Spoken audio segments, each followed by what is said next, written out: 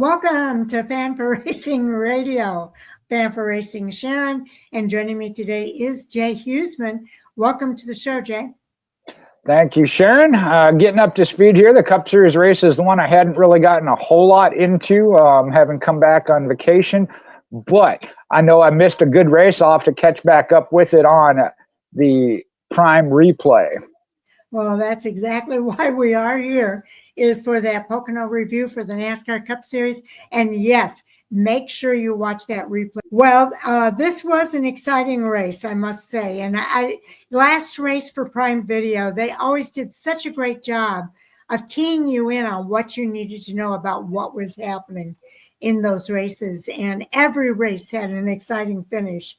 And it was a lot of fun. So I hate to see them go. But TNT will be next up on the schedule for Atlanta. But let's talk about a master class in control. That was Chase Briscoe outlasting Hamlin with his throttle finesse. Now, Chase Briscoe has earned the NASCAR Cup Series season best 4 pole awards and led in 8 races in his first season driving in the number 19 Joe Gibbs Racing Toyota.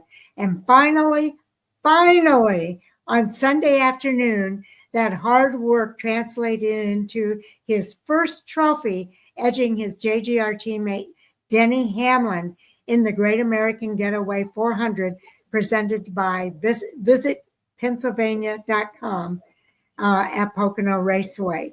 So the win was his first win of the year, the first at Pocono, and the third career win. Pole sitter Denny Hamlin finished second, followed by Ryan Blaney. Then it was Chris Buescher and Chase Elliott rounding out the top 5.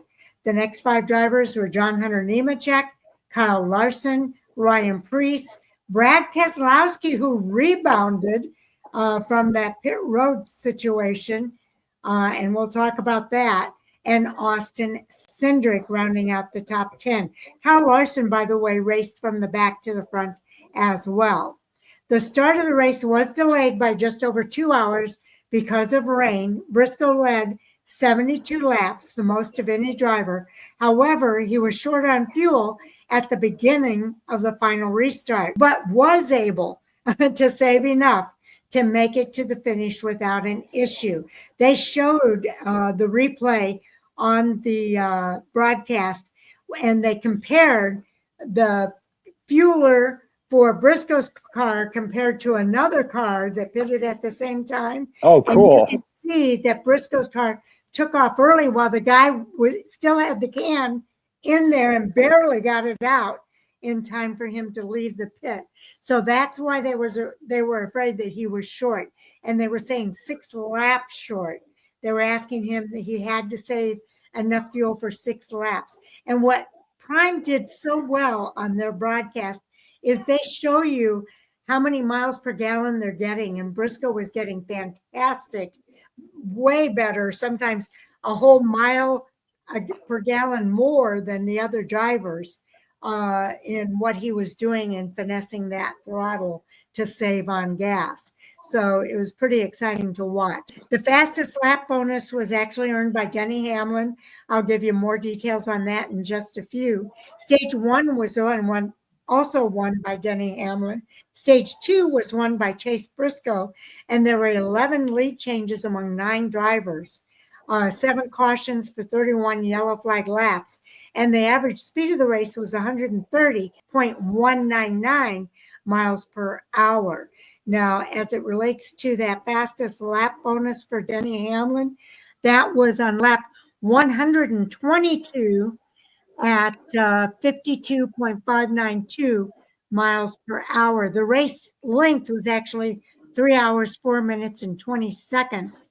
And I think I already covered the average speed of the race, but the margin of victory was 0.682 thousandths of a second. So, Jay, your thoughts about those top 10 drivers and Chase Briscoe's win over Denny Hamlin?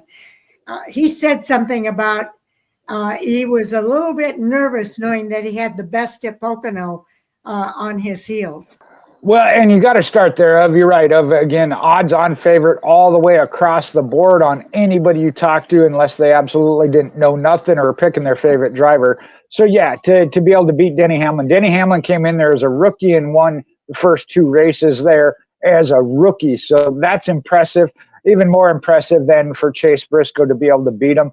I know some fans get into, well, fuel mileage racing isn't real racing, or doesn't deserve the victory.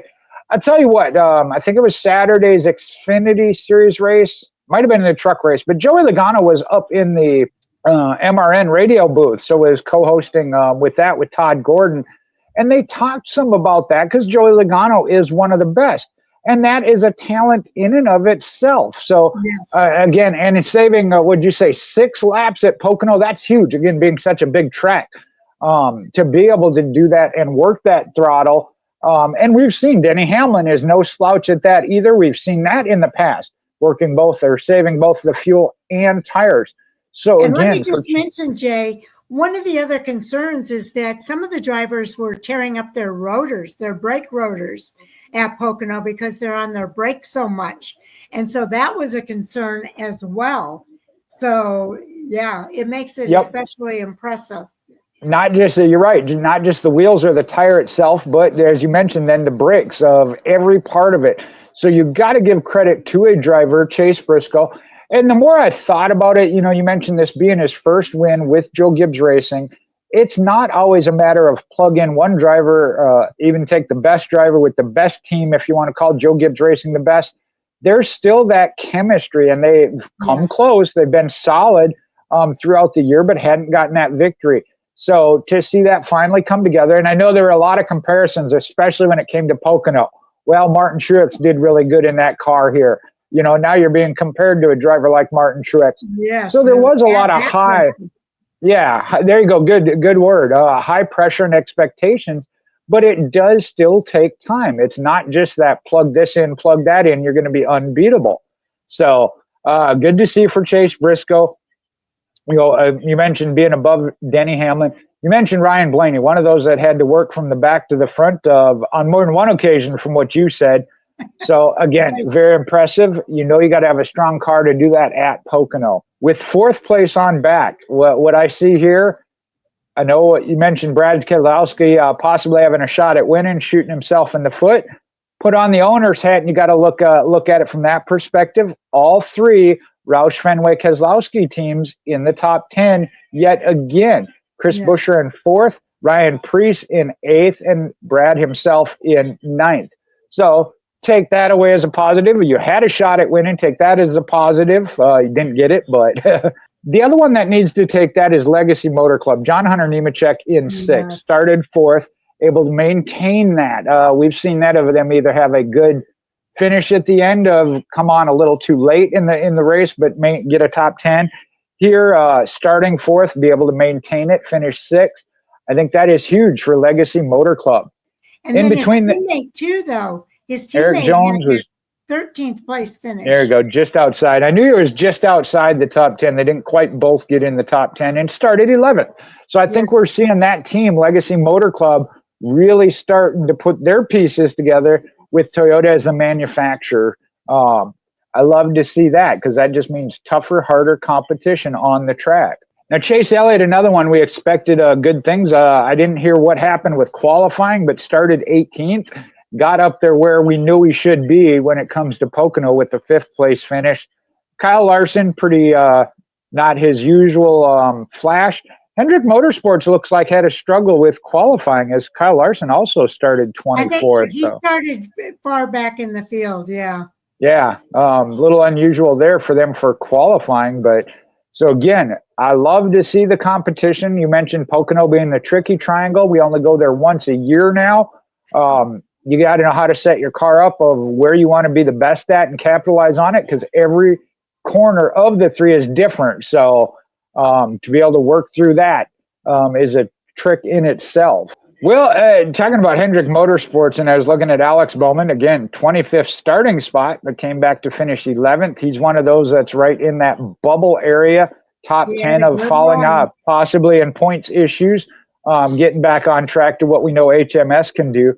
So we'll look at the points here in a minute as we wrap up, but William going to be Byron interesting. also had some issues in qualifying and everything that had him at the back of the field, and he struggled throughout the day. And didn't he actually wreck? That I was listening to part of qualifying. Yeah, he actually, I think, wrecked, started 31st. Okay, let me kind of go through the people who didn't have such a good day. Starting with Riley Earps, one of the two rookies. He had an accident on lap 41 that took him out of the race. Then it was Bubba Wallace, also an accident on lap 54. Another accident came in on lap 73 from Michael McDowell, took him out of the race. A drivetrain issue cut Brennan Poole's day short on lap 111. 30 cars all finished 160 laps of the race. Those drivers between 31st and 33rd, Tyler Reddick and Ty Dillon. Tyler Reddick had some good moments, but he had some not so good moments as well. Just on the wrong side of the pit strategy, I think. Shane Van Gisbergen and Tyler Reddick only one lap down. 33rd through 37th were 20 or more laps down. That's still not bad. And that's what I love to see when it comes to this of, we talked about for years of whether it be start and park or whatever, but 30 some cars all on the lead lap. So we'll call it competitive. Again, they may not be running up front, but if you're on the lead lap, you at least have a shot of a good finish, barring something happening. And we see more and more of that in all the series, honestly, as we looked at the Xfinity and trucks as well. So I love to see that. Let's go ahead and hit the points report here for the Cup Series. All right, this one's been pretty consistent now. William Byron still your points leader, 54 points ahead of Kyle Larson. They were doing some swapping of that early in the season. Byron has pretty much established himself, though, as we're getting down to it. I believe there's, here on the Cup side, 17, so the 6, should be 9 races left when it comes to the regular season. William Byron in a pretty good position, a full race worth of points, and has 12 playoff points. Kyle Larson still leads, though, with 23 playoff points. 3 wins and 8 stage wins is the highest as far as playoff points. But you got Denny Hamlin with 3 wins and some stages at 19, and Christopher Bell, 3 wins in a stage for 16. Those are your only double digits when it comes to playoff points. And then I mentioned Chase Elliott, just as Larry McReynolds liked to use a golf reference, hitting it down the middle of the fairway, nothing necessarily fancy, but in 5th place, no wins, but secure in the 5th spot. Ryan Blaney did get a win, so has 8 playoff points built up. Then you got Tyler Reddick, another one, no wins, but had a solid season in 7th. He's a little more up and down, I think, than Chase Elliott. Then you got some drivers with the win. Ross Chastain, now Chase Briscoe, and Joey Logano. So 8th, 9th, and 10th in a secure position. Start looking at points here. Chris Buescher in 11th at 421. Bubba Wallace, Alex Bowman, I mentioned, Ryan Preece, Austin Cindric, and Josh Berry rounding out your top 16. Yeah, however, we just came out of Mexico City and we got what many expected to be the result. Shane Van Gisbergen, back in 32nd or 31st in points, has a win, so we'll move in. So that put him 16th. Nope, Josh Berry is 16th. He's got a win. That'll put him 15th. Nope, Austin Cindric has a win. So Ryan Preece is on the outside at 383. Alex Bowman in 13th is the first car on the inside, based on that win moving him SVG in. So that is... SVG would actually be, well, not 16th, but he would be behind Austin Cindric and Josh Berry based on their performances. Right. And that would put him actually there with the seeding. Chris Buescher actually has -4. We won't go back and revisit that. He did not get those points back. So, but driver-wise, you're looking at a 20-point gap between Alex Bowman and Ryan Preece. That is where the cut line is. Bubba Wallace, saw him at the tail end of that list, is only 9 points above Alex Bowman And then Chris Buescher, even getting those 30 points back, he is only 20 points above, less than 20 above Alex Bowman. So again, we could have a tight points battle. We saw it at Mexico City. SVG coming from 32nd or whatever, 31st in points, will jump in. You mentioned Brad Keselowski almost had a victory. He's right in front of Shane Van Gisbergen in 30th in points. Yes. So we're not done with that. You mentioned that of seeing drivers below the cut line. Some of these guys are not secure, even though they're above the line right now, because Brad Keselowski has been knocking on the door of getting that victory. Well, I'll tell you one to look at as we head to Echo Park Speedway, which is Atlanta Motor Speedway renamed now. Kyle Busch. Michael McDowell, a good one. No, Michael McDowell's a good one. Kyle Busch and Daniel Suarez, along with Chris Buescher, were in that 3 wide photo finish. So, you know, there's history there. Kyle Busch or Daniel Suarez could be in that conversation, as well as Michael McDowell. You're right. That's absolutely one we could see. He's 21st in points. So, yeah, I wouldn't want to be sitting in that points battle right there. And again, you're thinking you're good. You're 10th, 11th, 12th in points, but you're really not. No, because it's very likely that somebody else from below that line will grab a victory. And there's several races that are coming up here on the schedule. We've got a road course that's on the schedule coming up. 2 road courses, in fact, that are coming up on the schedule. And the in-season challenge is starting at Echo Park. So, yeah, this is going to be really amazing. Well, I'll tell you what, and I don't remember, again, I was on the road headed north, but where AJ Allmendinger finished. But if we got road courses yet before the playoffs, he could be the one to get one of those. He may have to take it from his teammate SVG, but AJ Allmendinger, we know, was known as the king of road course racing. So we'll see where he fits into that equation. Yes, indeed. And I'll tell you, here's a graphic of the series points, just to make it a little bit easier for people to see what we're talking about. It shows how Ryan Preece is below that cut line, with Shane Van Gisbergen in the 10th spot with that win. This is the playoff standings, how the playoff standings would look. Sharon, I thought we were friends. Why didn't you put that up while I was covering that and not make me do the math?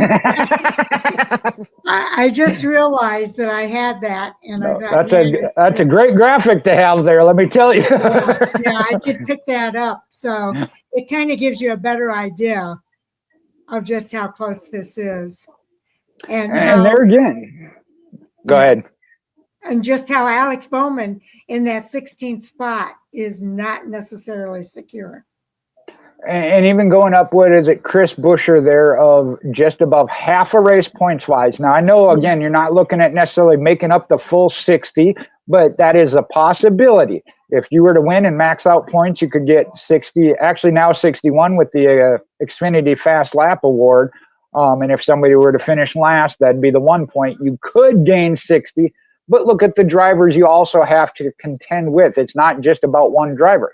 Now, you want to talk about one-on-one and only caring about one driver? That's where the in-season challenge comes in.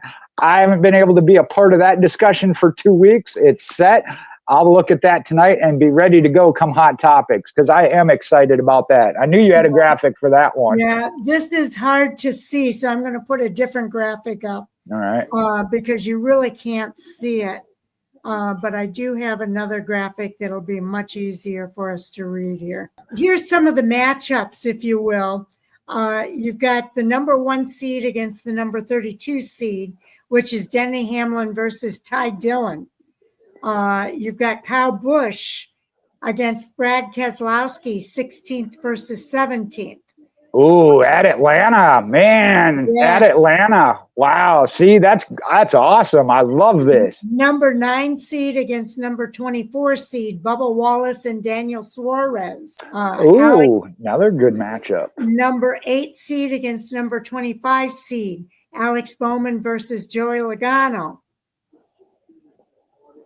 There's Number, man, you can Sharon, you're getting me excited. I got to wait until Hot Topics. I got 4 more number 4 hours. seed against number 29 seed Christopher Bell against Ricky Stenhouse Jr. Number 13 seed against number 20 seed Ross Chastain versus Eric Jones. Number 12 seed against number 21 seed John Hunter Nemechek versus Josh Berry. Ooh, that man. Then you I got tell you what. What? Okay, I don't know if you're going to hit him, but with this Pocono win, that actually should have put Chase Briscoe as the number 2 seed, is it not? Yeah, it has. Yeah, He's number 2 that's seed. I haven't gotten there yet, but okay. number 5 seed versus number 28 seed Austin Dillon versus Chase Elliott. Chase Elliott is the number 5 seed. Austin Dillon's the 28 seed. Chase Briscoe, number 2 seed versus Noah Gragson, who is the number 31 seed. Number 15 seed against number 18 seed. Ryan Preece versus William Byron. Would you ever guess William Byron would be an 18 seed? You know, and and that's why I said even this setup, and I say I retracted on that. I didn't see the bigger picture as far as the seeding races and the way they were doing it. Could they have done average? Yes. Could they just go with strictly your best finish like we saw, or how they did? And we see Chase Briscoe. It's solid because Chase Briscoe. I don't know what his best finish was up until this, but he went all the way up to being number 2 seed by getting that victory. So I do like it. I see the value in it, and I see where their thought process was at. And you can't argue against it because I think it sets up some great different challenges. Kyle Larson, number 10 seed versus Tyler Reddick, number 23 seed. Ryan Blaney, number 7 seed versus Carson Hocevar, number 26 seed. Chris Buescher, number 3 seed versus Todd Gilliland, number 30th seed. Zane Smith, number 14 seed versus Austin Cindric, 19 seed. Michael McDowell, 11th seeding versus AJ Allmendinger, 22nd seeding. And Ty Gibbs, number 6 seed versus Justin Haley, number 27th seed. So this is going to be exciting. Kyle Busch versus Brad Keselowski. Oh my gosh. That one right there, especially at Atlanta Motor Speedway, or what was known as Atlanta Motor Speedway, now Echo Park, I think might be the matchup of this round as far as absolutely wheel to wheel, barring either one of them having a problem. That one could be the most intense. Yeah. Yeah. That one blows my mind. I think it's going to be pretty exciting. And again, this comes from Racing Insights, NASCAR Racing Insights, the statistician there. And I think they give how many career starts each driver has, how many seasons they've raced at, the track, or how many seasons they've raced, how many times they've raced at this track, which in this case is Echo Park Speedway, and then the track type. And I'm not quite sure what that means. I would assume either short track, road course, but mile and a half, or Kenny super Hamlin's speedway. got a 0 there. Oh, okay. Ty Dillon's got a 5 there. So I don't know what that one falls under then. I don't know. I'm not sure what that is because there's a lot of zeros in there. So I'm not sure what that means. Now, I know we're going to go more into this in Hot Topics, but I'll go back and say what I said after I realized how all this was going to work. You look at the 3rd seed, Chris Buescher, and he's hitting a good stride right now of just being consistent. We've seen what happened. Think about that. We were talking about if you'd just set based off of points after however many races it was going into Nashville.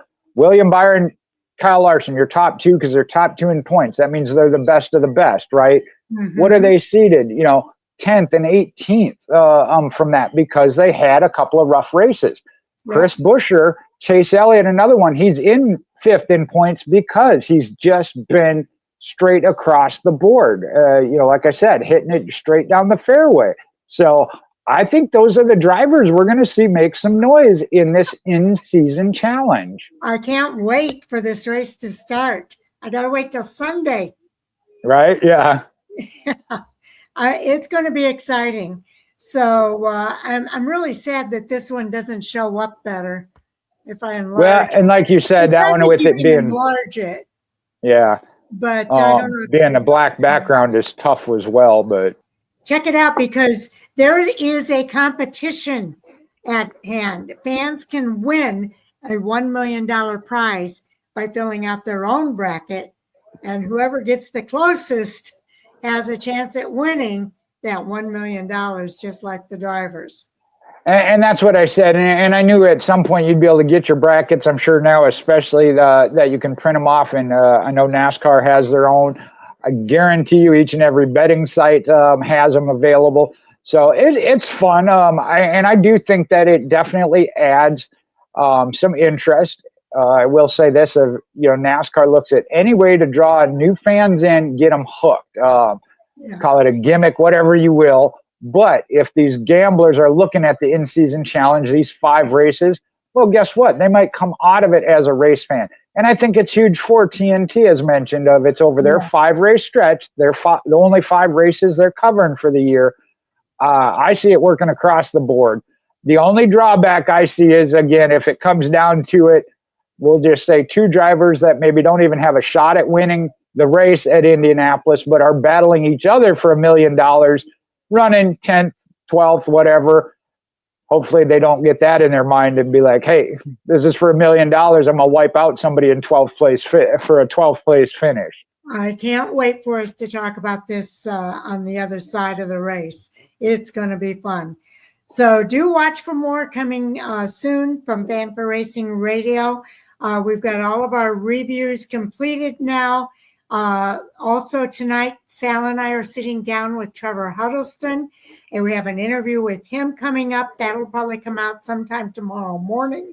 And then at 10 o'clock tonight is our live stream of Hot Topics Sound Off, and we have quite a list of hot topics to discuss. Chris Crichton will join Jay and I for that conversation. It should be fun. And then later on in the week, we're going to be doing the previews for Atlanta and Lime Rock Park. So 4 races, 2 tracks, and I'll tell you what, we've got a lot of fun headed our way, Jay. Most certainly. Looking forward to it. And I know I got a little bit of a break here until Hot Topics. You mentioned you got the interview with Trevor Huddleston, so you and Sal enjoy that. And editing, as always, yeah. So I appreciate the time, Sharon, and glad to be back. And we will talk to you later on tonight. Okay. Thank you, everybody, for tuning in. We appreciate you. We'll see you later on.